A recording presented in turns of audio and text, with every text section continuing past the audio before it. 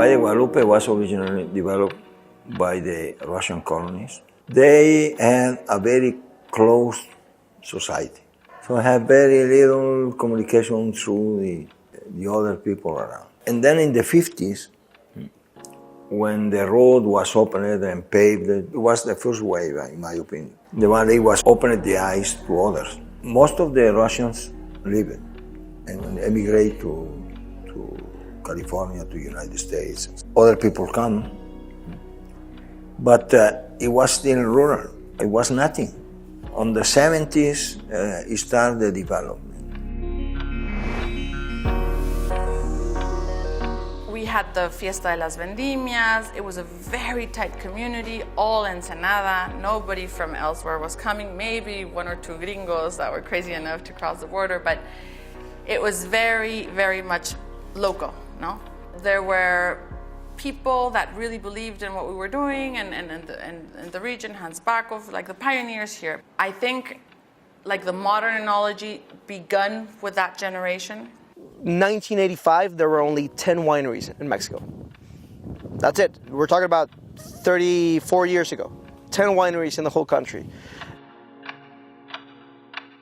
We were experimenting a little bit like Napa at that time with Cabernets, with Merlots, with kind of varietals that sell a lot. But of course, tourism wasn't even in the picture. No, it was just winemaking, that's it. Whatever tourism happened was mostly in Ensenada, not really in the valley. And I think those pioneers kind of set the basis to get an identity, because of course you have to experiment, and you know, Camilo Magoni came here, he was one of the first ones, and of course he brought Italian varietals, no? He's Italian. I emigrated to Mexico contracted by the Cheto family. I was there with them since 65 to 2014. 49 years. Why?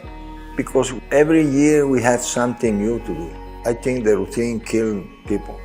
So I need problem to maintain my mind. So that was the great opportunity for me as a winemaker. And everyone kind of, with their past and history, started planting what they liked and what they thought would adapt. But then it started growing and more varietals came in, and people, I don't know how they ended up here, because there were no hotels, there were no restaurants, there were no visits. As time went by, probably close to the late 1990s, the beginning of 2000, that's when you started seeing an increasing number of wineries in the country pop up. Talking to other people in the Valle, you've been here for quite some time. Yes. And you're not from here originally. So talk to me, what made you come to the Valle and actually stay? Well, I was born in the countryside in the north of England near Manchester, moved to Los Angeles, and from Los Angeles discovered this valley. And a couple of weekends later, my wife and I found ourselves down here meeting a few of the people in the valley, a few of the winemakers. There were not many at all in those days. We fell in love with the valley.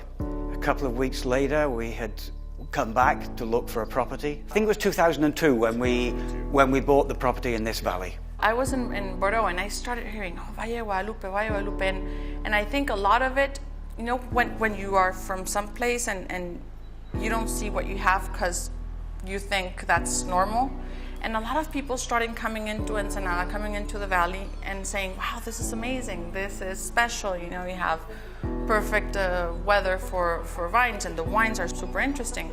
And I think it's, even though they were pioneers from Ensenada, what really made us realize that this was special was people coming from abroad, no, from, or just even Mexico City or anywhere else, just because we didn't realize the potential that we had. When you started, you were one of the first. You kind of pioneered the Yes, whole Valle. absolutely. But talk to me, because there's a bit of risk there. We wanted to start a winery probably in Napa or something like that. All of a sudden we hear about a Valle de Guadalupe in Mexico where people grow grapes. And I thought we have to go there. So immediately the next Saturday when we had off, we came, and it was strange because I didn't really know where it was. We stayed in Ensenada, and the person who is still the mayor now of Ensenada has a hotel where we stayed, and we were asking, where's the Valle de Guadalupe? Do we fly for a plane? And he said, no, you just go there tomorrow, and it's over these mountains, and then you'll find it. And then he said, better yet, he said, how about I give you my car and my chauffeur? Tomorrow morning at 9 o'clock, he'll be here, and he'll take you there. And so I saw him maybe a month ago in one of these events. He's the mayor. Yeah. And I said to him, you know, to how many people have you said that in your life? He said, only once.